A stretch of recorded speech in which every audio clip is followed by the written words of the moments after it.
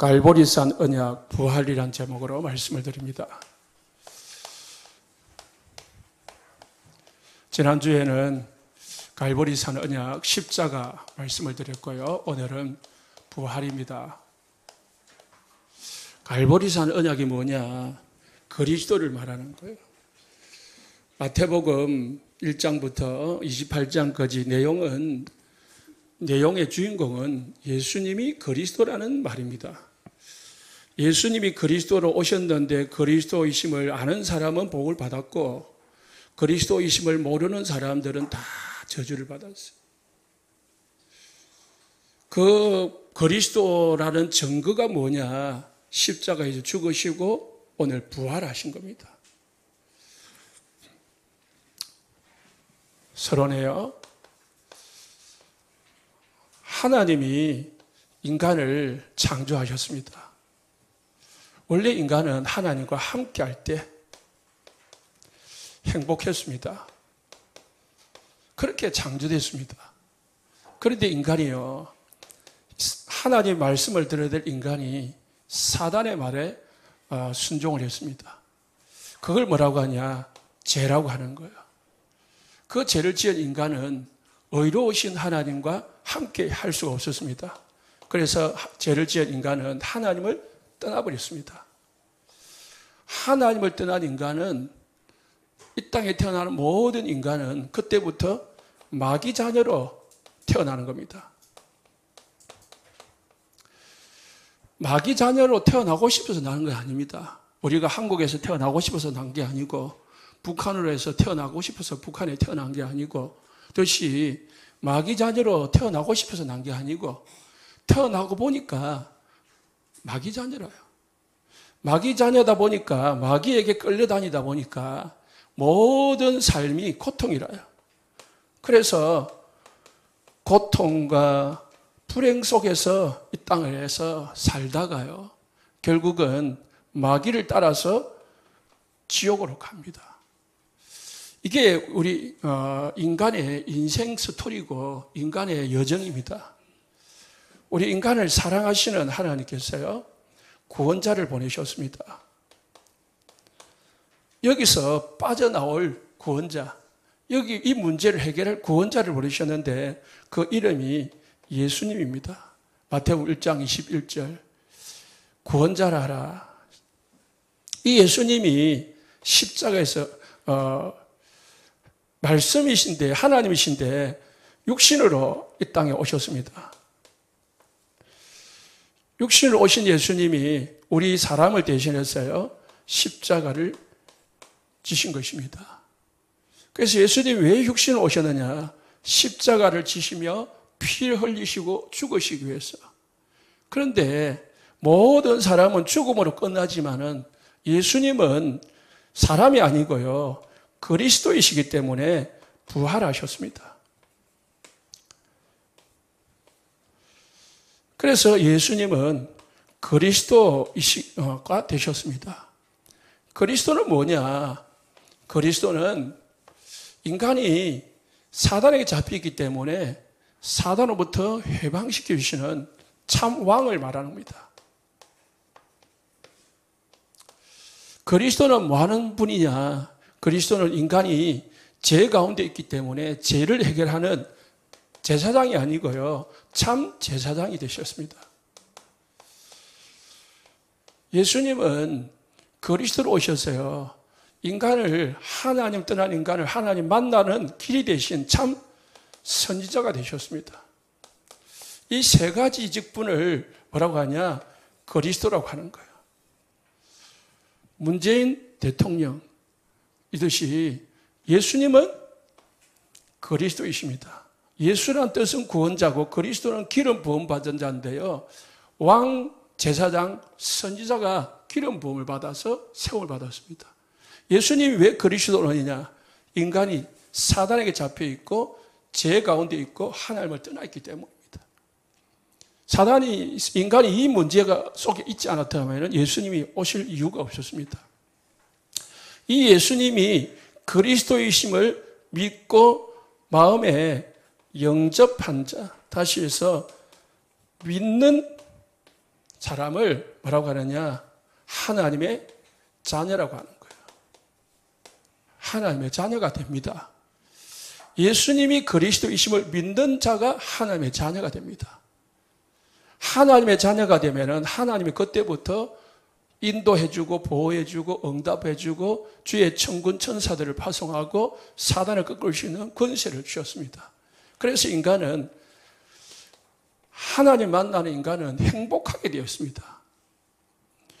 행복하게 살다가 하나님 예비해 놓은 천국으로 가는 것이 신자의 인생의 여정입니다. 그래서 우리 성도님들은 이 축복을 누리시기를 예수 축복합니다. 내가 하나님의 자녀다. 그러면 염려가 있다. 하나님께 맡기면 되죠. 아버지인데.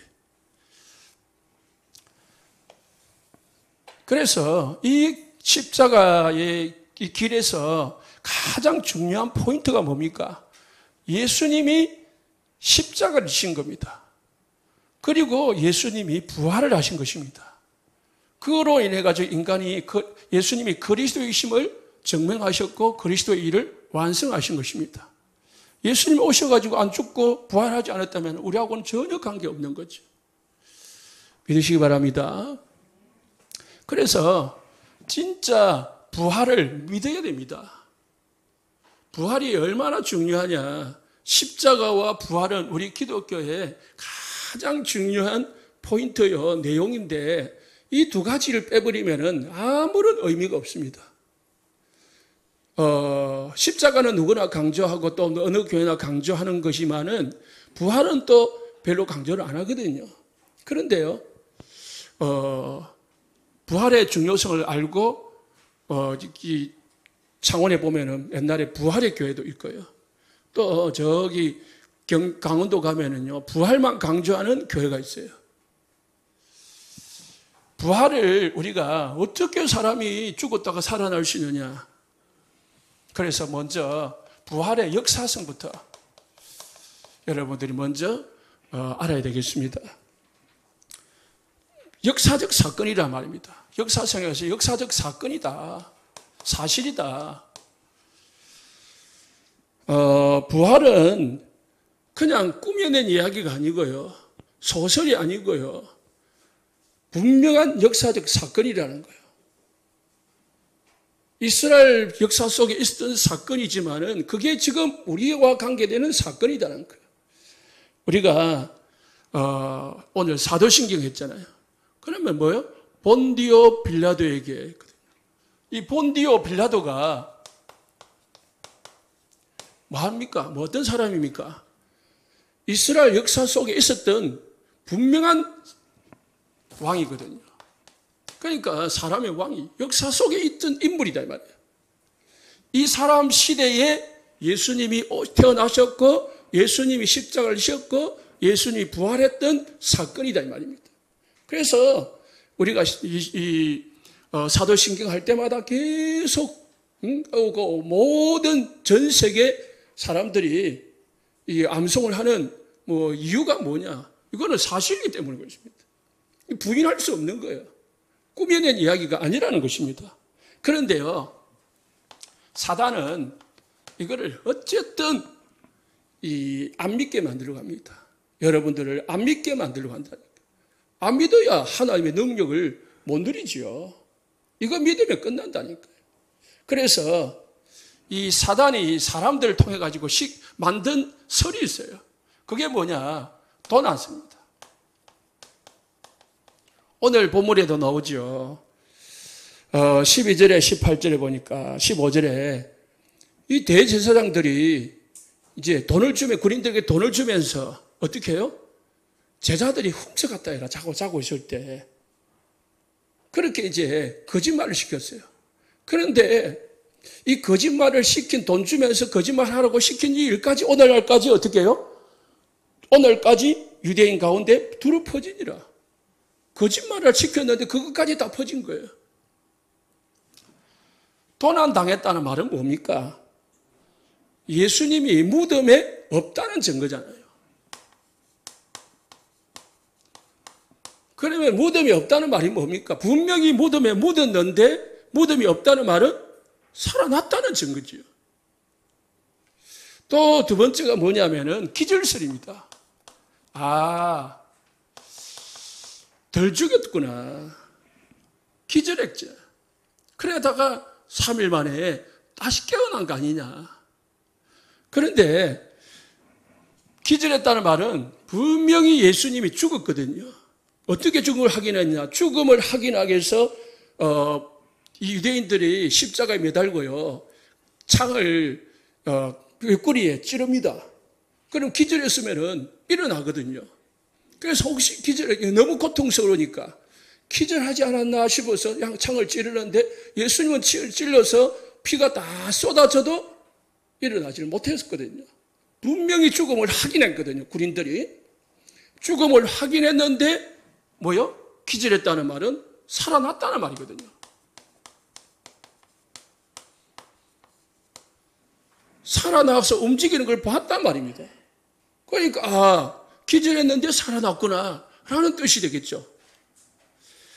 또 한 가지 석이 환상설입니다. 너무 많이 본 사람이 많은 거예요. 그래서 진짜를 본 게 아니고 환상을 봤겠지. 그때 죽기 전에 예수를 본 게 아니고 환상을 봤겠지. 이 환상설은 또 뭘 의미하냐. 많은 사람들이 모여 직접 살아나신 부활하신 예수님을 봤다는 말이거든요.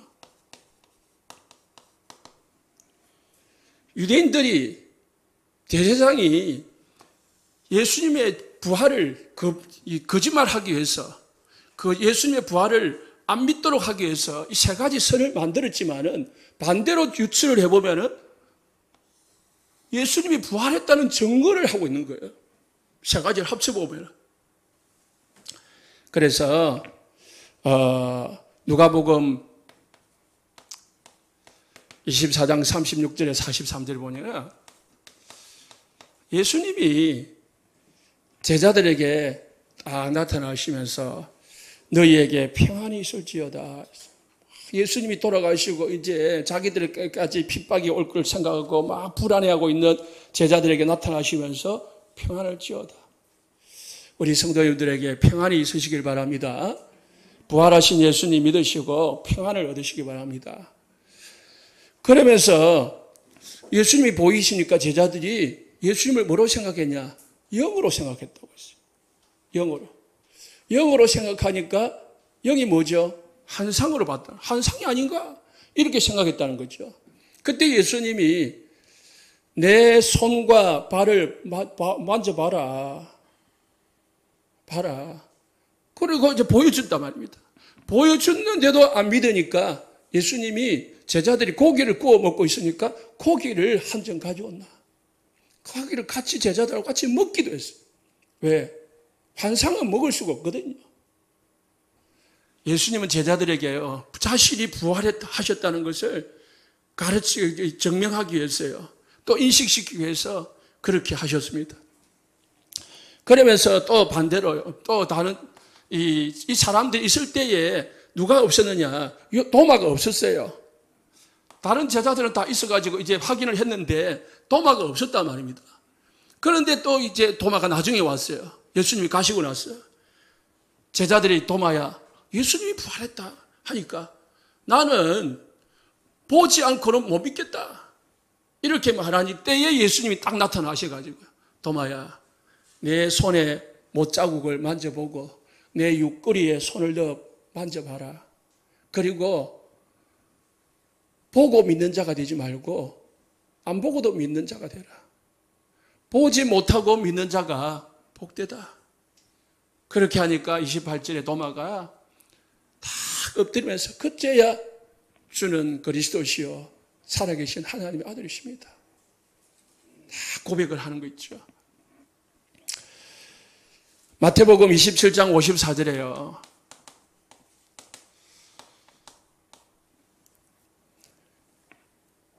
제자들이, 이제 백부장과 군인들이 예수님이 죽는 걸 보고요, 뭐라고 했습니까? 진실로 하나님의 아들이었도다. 그렇게 고백을 했어요.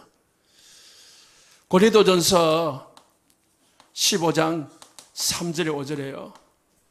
예수님은 성경대로 죽으시고 성경 약속하신 대로 죽으시고 성경에 약속하신 대로 사흘 만에 부활하셨다고 했습니다. 그러면서 뭐라고 하냐? 5절에서 8절에요.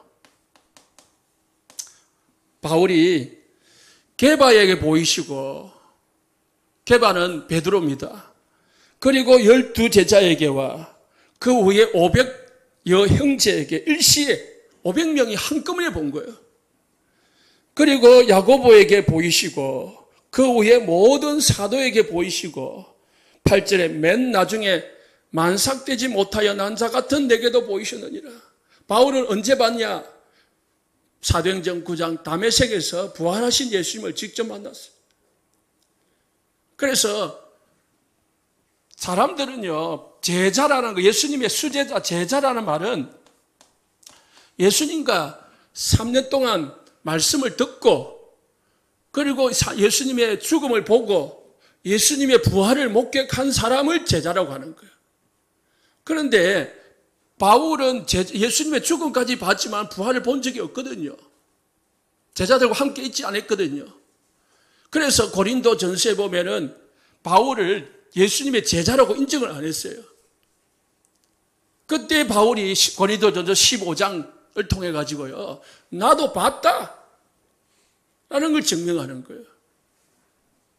언제 봤냐? 사도행전 9장에 다메섹에서 예수님을 직접 만난 거예요. 부활하신 예수님을. 부활은 역사적 사건입니다. 믿으시기를 예수님 축복합니다. 이스라엘에게만 있었던 사건이 아니고 지금 우리에게 있었던 사건이 돼야 여러분들은 이 부활의 축복 속으로 들어갈 수 있습니다. 예수님은 십자가에서 죽으시고요. 그래서 우리 인간의 모든 죄 문제, 저주 문제, 사단의 문제를 끝내시고요. 그리고 부활하심으로 사단의 모든 권세, 사망의 모든 권세를 완전히 박살내버리고 우리가 여기서 구원해내신 것입니다. 여러분, 지난주 메시지하고 이번주 메시지를 자꾸 생각해보고요, 적용해보고요, 묵상을 해보시기 바랍니다. 그냥 듣고 끝내지 마시고요. 이 예수님의 죽음이 나와 무슨 상관이 있느냐? 예수님의 부활이 나와 무슨 상관이 있느냐? 내가 이 죽음과 부활의 축복을 어떻게 누리고 있느냐? 이게 키포인트라니까요. 이거 놓치고 신앙생활 아무리 많이 해도 여러분들은 실패합니다. 아니, 실패가 아니고 여러분 헛된 신앙생활을 합니다. 이거 하나 제대로 알아야 됩니다. 이걸 아는 걸 복음을 안다라는 거예요. 이걸 이해한 걸 복음을 이해했다는 거예요. 복음이 뭐냐? 예수님이 모든 문제 끝냈다는 거예요. 예수님이 모든 문제 끝냈으니까 여러분은 걱정할 게 없다는 겁니다. 여러분들은 염려할 게 없다는 겁니다. 여러분은 애쓰고 노력하고 할 필요가 없다는 겁니다. 복음 안에 모든 것이 다 있으니까. 그래서 예수는 그리스도, 그리스도는 모든 것이라는 말은 예수 믿는데 왜 우리 집은 가난하지? 우리 집은 왜 문제가 많지요? 그 모든 것이 아니고요. 예수님은 그리스도 안에 모든 것을 다 주셨기 때문에 그리스도란 말은 모든 것을 다 담았기 때문에 여러분이 문제가 와도 여러분이 만약에 죽음의 길에 있어도 그리스도는 여러분의 주인이십니다. 함께 하십니다. 그러면은 걱정할 게 없는 거예요. 다 하시니까.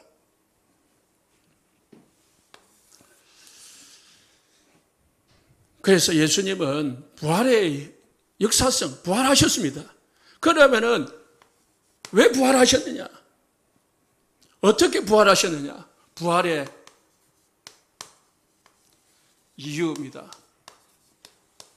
첫 번째는요, 부활의 당연성입니다. 이 땅에 태어난 사람은요, 다 죽음으로 끝났습니다. 그렇게 유명하고 선하고 훌륭한 석가도 죽음으로 끝났었고요. 소크라테스도 죽음으로 끝났고요. 이 땅에 훌륭한 모든 사람 죽음으로 다 끝나버렸습니다. 죽음으로 다 끝난 거라니까요. 그런데 예수님은요, 죽음으로 끝난 게 아니고 다시 부활하셨습니다. 왜 부활하셨느냐?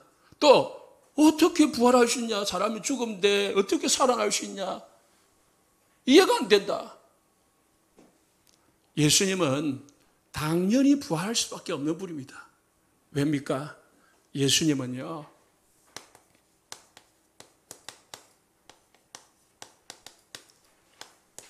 창조주 하나님이시니까요. 예수님은 창조주 하나님이십니다. 그렇기 때문에 하나님이시긴데 사람이 하나님이시다 말은 사람이 아니라는 말이에요.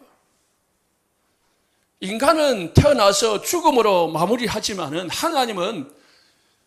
하나님을 만드신 분도 없고 하나님을 없애는 분도 없습니다. 그래서 요한계시록 마지막 절에 예수님은 알파요 오메가다. 처음과 끝이다. 하나님을 만드신 분도 없고요. 하나님을 없앨 수 있는 분이 없어요. 하나님은 죽음으로 끝나지 않습니다. 죽음에 머물러 있을 수가 없습니다. 예수님은 누구시라고요? 하나님이시다. 여러분이 믿는 예수님이 하나님이신 줄 믿으시기 바랍니다. 우리와 같은 존재가 아니라니까요. 여러분의 문제 해결할 수 없는 그런 존재가 아니라니까요. 여러분의 고민 해결할 수 없는 그런 존재가 아니라니까요. 얼마든지 해결할 수 있는 하나님이시라니까요. 믿으시기 바랍니다. 나의 주, 나의 하나님은, 여러분의 인생 문제 해결할 수 있는 하나님이신 줄 믿으시기 바랍니다. 이것만 믿어도 염려 끝나는 거잖아요. 이것 믿어도 고민할 거 없잖아요. 요한복음 1장 1절에 그가 태초에 하나님과 함께 계셨고 만물이 그로 말미암아 지은 바 되었으니 그가 없이는 하나도 지은 것이 없다 했습니다. 된 것이 없다고 했습니다. 이 창조주 하나님이 요한복음 1장 14절에 육신이 되어 이 땅에 오신 것뿐입니다. 육신으로 오셔서 우리가 사람의 모양으로 오실 뿐이지 실제 예수님은 하나님이시다. 그래서 요한복음 14장 10절에 11절에 보니까요. 예수님의 제자 빌립이 예수님 하나님을 보여주십시오 라고 질문을 했습니다. 그때 예수님이 뭐라 했냐? 빌립아, 내가 너와 이렇게 오래 함께 있었거늘 어찌 하나님을 보이라 하느냐? 하나님이 내 안에 있고 내가 하나님 안에 있다. 내가 하는 말이 다 하나님이 하시는 말이다.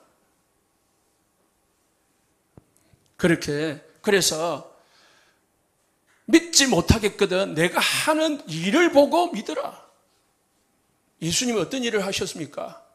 죽은 자도 살리시고 500여 가지고요 5,000명을 먹이시고 4,000명을 먹이시고 그리고 무리를 걸으시기도 하고 문둥병자 고치시고 모든 불치병 귀신 쫓아내고 예수님이 하신 일이 누구 일입니까? 하나님만 할 수 있는 일이다.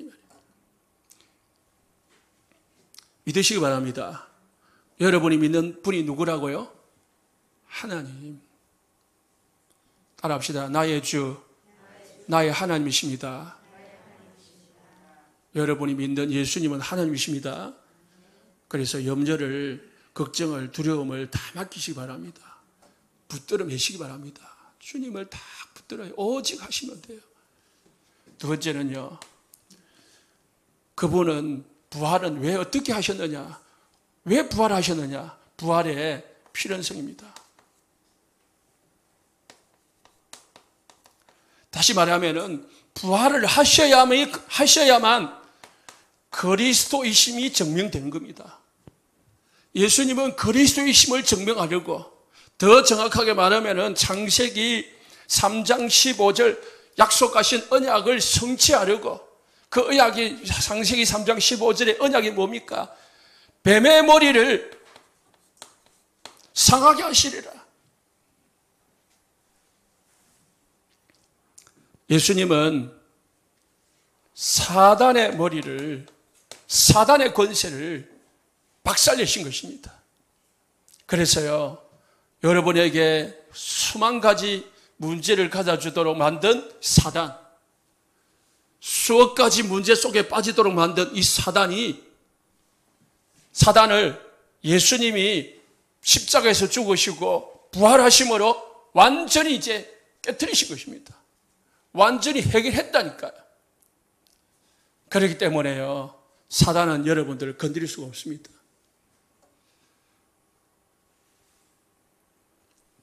강아지 있잖아요. 개.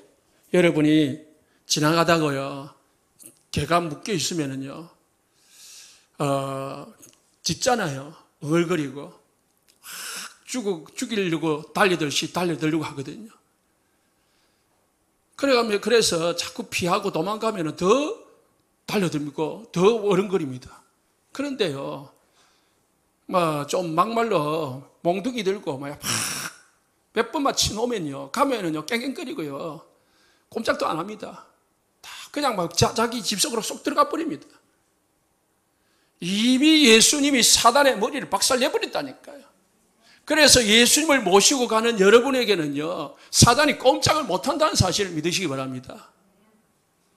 여러분을 겁낸 게 아니고요, 사단을 여러분과 함께하는 예수님을 겁낸다니까요. 예수님은 그리스도이시기 때문에요, 반드시 그리스도이심을 증명하기 위해서 부활하셔야 되는 거고요, 또 그 부활을 할 수밖에 없는 거예요. 마태복음 16장 16절에요. 그래서 주는 뭐예요? 그리스도이시요. 필연적으로 예수님은 부활할 수밖에 없는 겁니다. 부활을 누가 시킨 게 아니고요, 부활은 당연한 겁니다.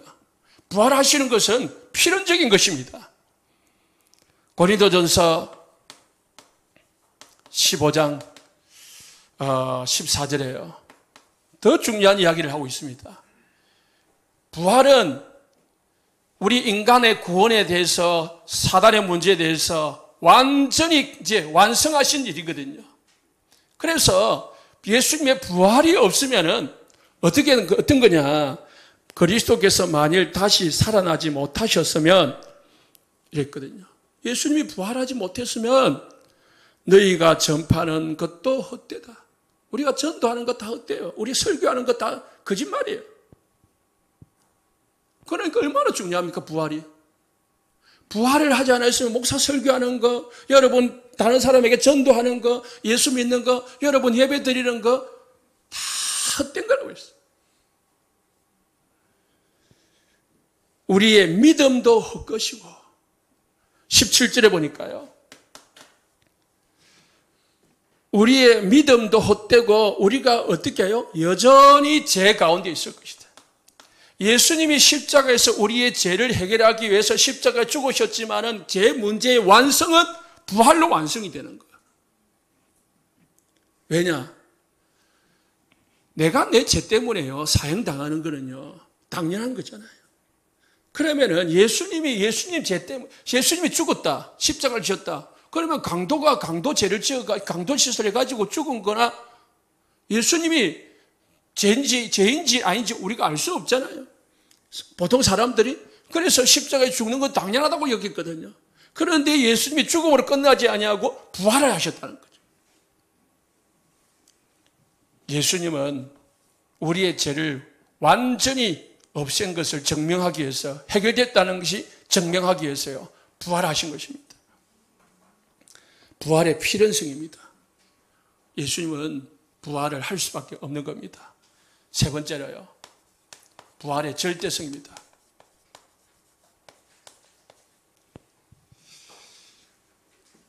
사실적으로, 절대적으로 이제 부활하셨다는 겁니다.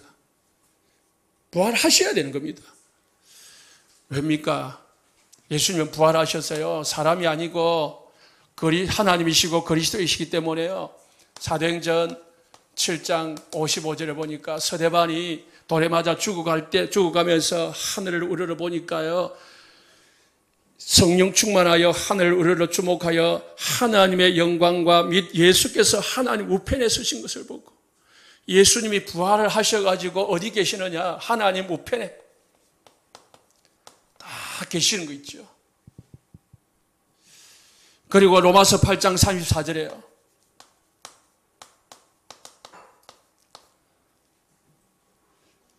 우리 죄를 대변하시면서 하나님 우편에서 계신 자여 우리를 위하여 간구하시는 자라 했습니다. 하나님 우편에 계시면서 우리를 위하여 변호하고 계시는 게요. 우리를 위해서 기도해주고 계신다고 했습니다.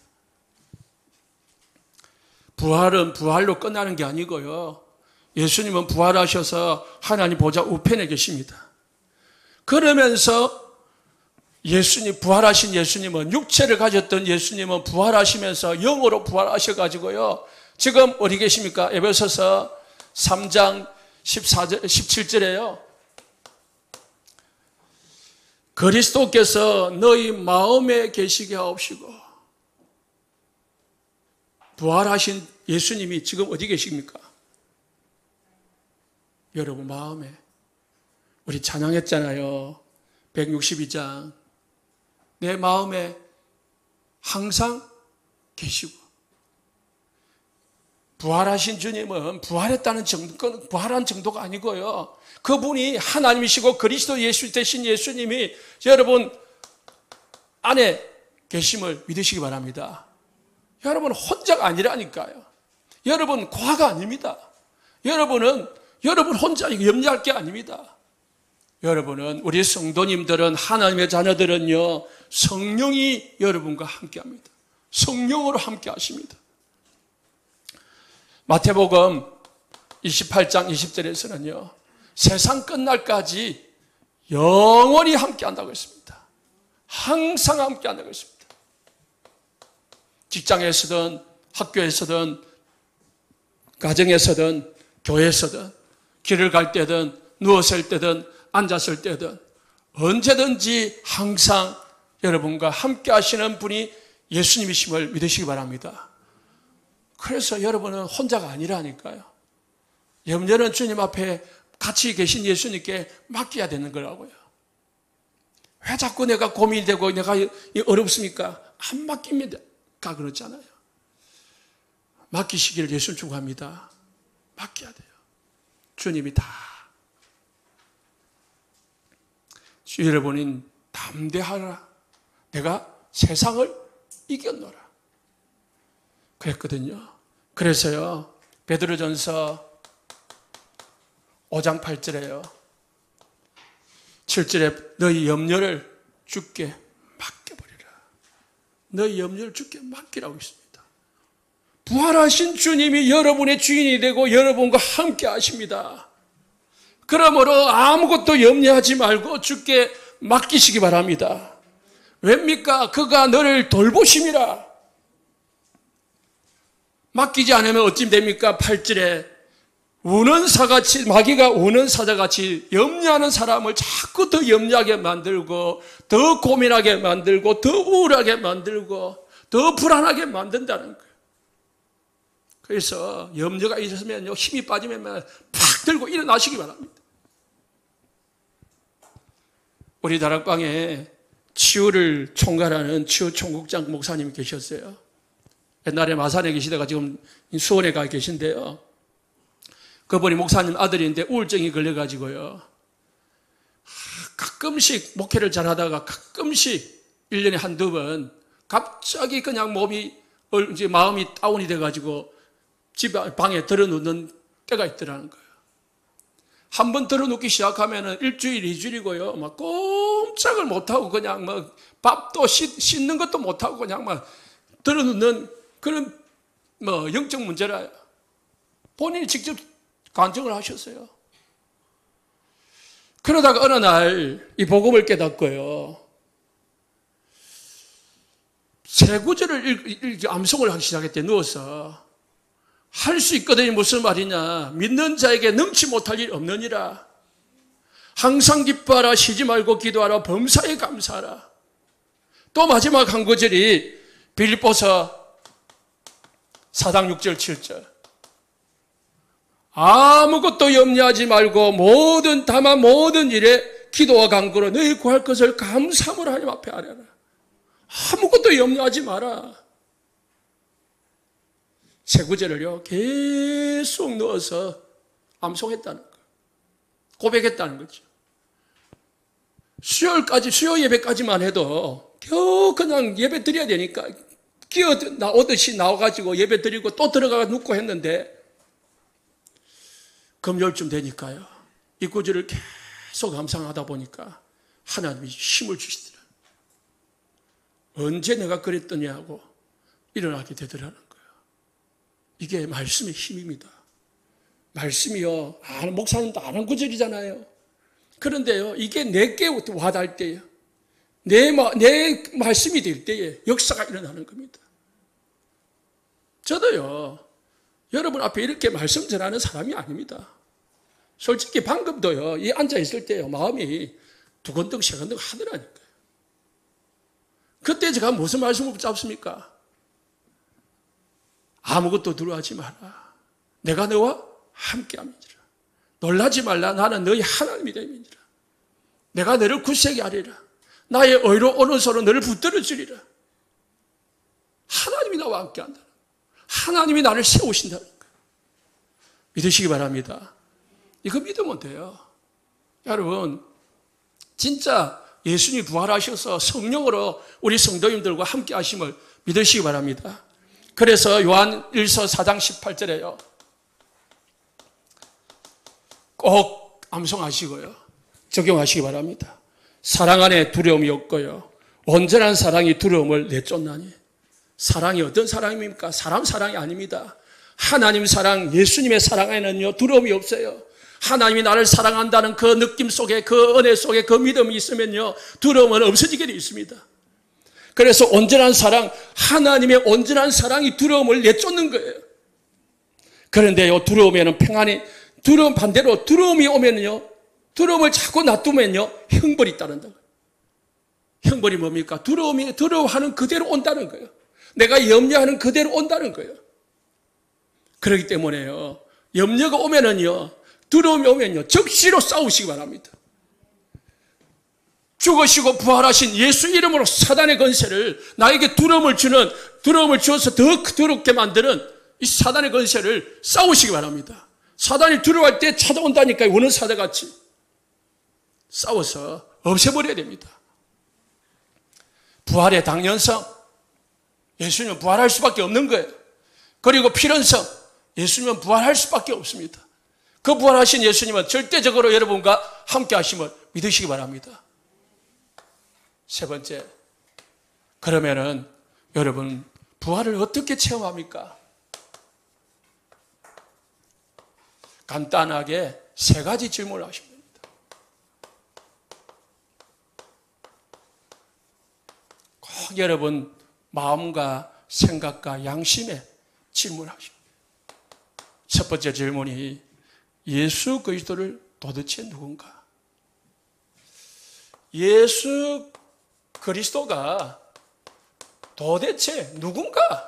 내가 믿는 예수가 진짜 누군가 말이야. 내가 누구를 믿고 있냐? 내가 어떤 분을 믿고 있냐? 내가 믿는 분이 누구냐? 질문해 봐봐요.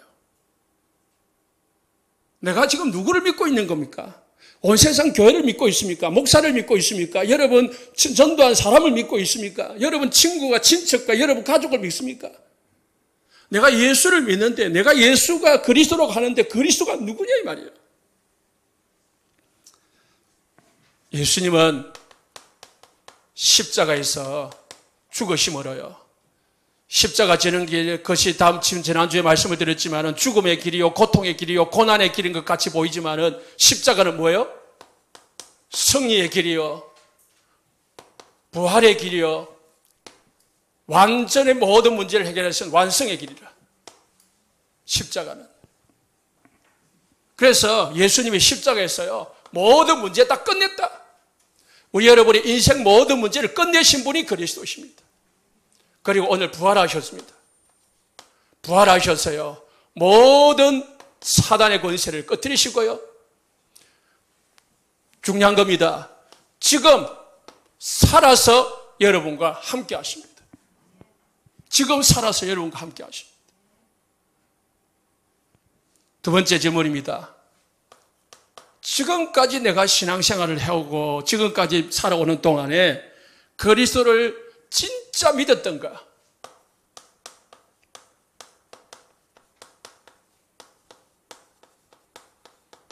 진짜 믿었습니까? 질문해봐요. 내가 진짜 예수님을 믿었는가? 그냥 교회만 다니지 않았는가? 내가 그냥 교회 당연히 다녀야 되는 줄 알고 그냥 직분을 가졌기 때문에 교회 가서 일을 해야 되기 때문에 누가 교회를 오라 하기 때문에 또 가야 하기 때문에 다니지 않았던가? 나는 지금까지 예수님을 진짜 믿고 살았던가? 정확하게 예수님을 알고 믿는 것을 신앙생활이라고 하는 거예요. 그래서 신앙생활, 성경책 들고 하는 걸 신앙생활이라고 하지 않습니다. 교회 다니는 걸 신앙생활 하는 것은 착각입니다. 예수님을 정확하게 알고 믿고 다니는 걸 신앙생활 한다고 하는 거예요. 그래서요, 안디옥 교회인들 보고요, 뭐라고 했냐? 그리스도인이라 했어요. 안디옥 교회 성도들은요, 말할 때마다 그리스도를 이야기했거든요. 그러니까 그리스도쟁이다. 그리스도쟁이. 여러분에게 여러분 우리 모든 성도들 그리스도 믿으시고 삶 속에서 그리스도가 누려지기를 예수 축복합니다. 이때부터요, 진짜 이 그리스도 아는 신앙생활을 할 때에 기도가 응답이 되고 그 증거로 말하게 되는데 그게 전도입니다. 이게 신앙생활입니다. 신앙생활은 막 억지로 하는 게 아니고 부담스럽게 하는 게 아니고 평안하게. 그래서 예수님이 부활하셔서 제자들에게 평안할지어다. 제 첫 마디가 그랬어요. 평안. 신앙생활은 평안한 겁니다. 신앙생활은 누리는 겁니다. 힘들게 하는 게 아닙니다. 여러분 힘듭니까? 잘못하는 겁니다. 하나님 다시 신앙생활을 재점검하시고 정말 그리스도 안에서 평안과 기쁨과 감사함으로 우리 온 세상 교회 성도들은 하시기를 예수님 축복합니다. 교회 오는 게 즐겁고 예수 믿는 것이 너무 기쁘고 감사하고 그래야 절절로 되어지는 것이 전도고 기도고 전도입니다. 세 번째,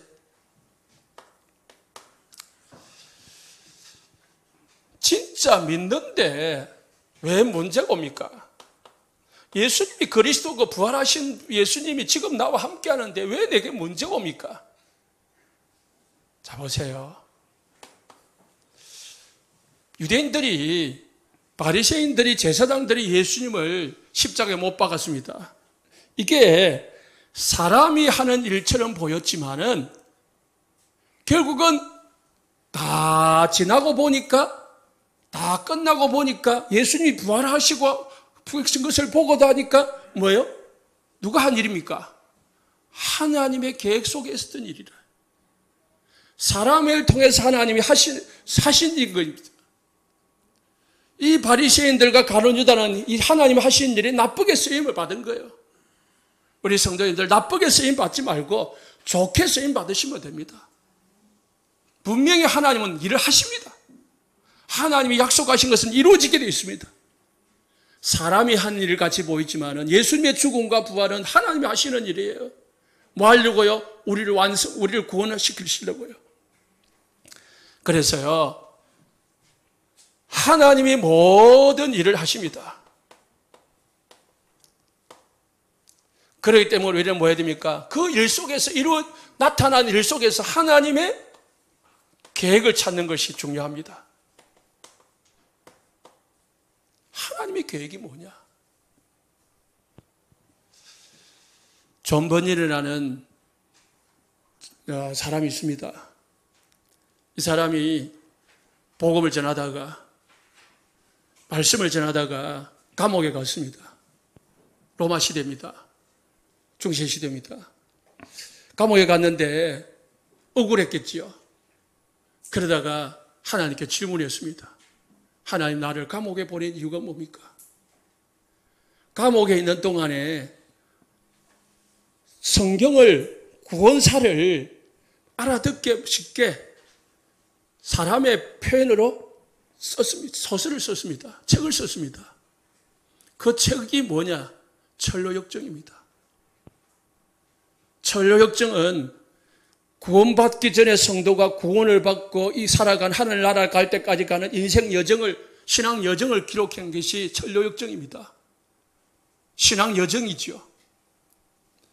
그 신앙 여정을 기록한 천로역정을 썼는데요, 이게요, 성경 다음으로 이 세상에서요, 성경 다음으로 많이 번역되고 팔렸습니다.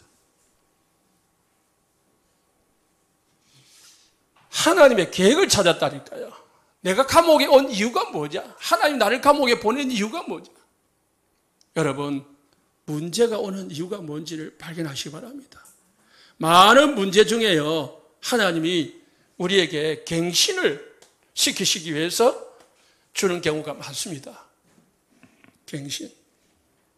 그래서요, 우리 온세상교회 성도님들 절대로 걱정하거나 염려하거나 두려워하지 말고 오면은 빨리 주님 앞에 엎드리고 부활하신 그리스도를 붙잡으시기 바랍니다.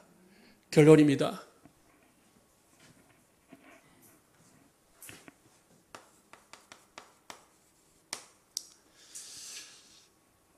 예수님이 십자가에서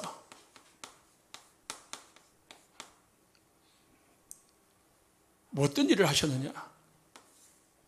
모든 문제, 모든 사건, 모든 일 끝냈다. 결론 내시기 바랍니다. 지난주 메시지를 통해 가지고요, 다 끝냈다. 이제 나에게 일어나는 문제는 문제가 아니다. 나에게 오는 문제는 문제가 아니고 하나님의 계획 속에 있는 여정이다. 딱 발견하시고, 예수님이 십자가에 죽으시고 부활하셨습니다. 부활하심으로 신앙생활 속에서, 우리의 삶 속에서 방해하고 속이고 다시 창세기 6장 6장 11장으로 끌고 가는 이 사단의 권세를 완전히 끝냈다. 죽음과 사망의 문제를 끝내고요, 모든 사단의 문제를 끝냈다는 거예요. 그래서요, 복음은 뭐냐? 십자가와 부활을 말하는 건데요, 부활을 통해 가지고 우리에게 이루신 일이 복음인데요, 복음은 뭐냐? 다른 말로 표현하면 망할 수밖에 없는 나를 망하지 않도록 예수님이 십자가에서 죽으시고 부활하심으로 모든 일을 해결하셨다는 겁니다. 복음이란 게 뭐냐? 재앙 가운데서, 저주 가운데서 살아갈 수밖에 없는 나를 위하여 예수님이 십자가에서 죽으시고 부활하셨다는 겁니다. 복음이 뭐냐? 완전히 멸망받아야 될 내가 멸망받지 않도록 하셨다는 겁니다. 그래서 복음이라는 것은 내가 한 게 아무것도 없어요. 하나님이 예수님을 통해서 저주, 멸망, 사망, 지옥, 재앙 가운데서 살아야 될 나를 거기서 완전히 이제 빼내줬다는 거예요. 그러면 이제 우리 신앙생활이 뭐냐? 이 복음 안에서 누리는 겁니다. 태풍이 붑니다. 나무에가 흔들립니다. 비바람이 칩니다. 그런데 그 나무 속에 새둥지가 있습니다. 새둥지가 있는데 그 어미새 밑에는요, 아기 새들이 있는 거예요. 아기 새들이 있는데요, 태풍이 불고 바람이 불고 비바람이 부는데요, 어미새 밑에 있는 아기 새들은요, 아무 걱정을 안 하는 거예요. 비바람을 치는데요, 나무가 쓰러질같이 흔들리는데도요, 그 아기 새들은 아무 걱정을 안 하는 거예요. 그냥 거기 자고 있는 거예요. 이걸 신앙생활이라고 하는 거예요. 이걸 복음을 아는 사람의 신앙생활이라고 하는 겁니다. 우리 성도님들, 이 축복 속에 있기를 예수 축복합니다. 기도하겠습니다.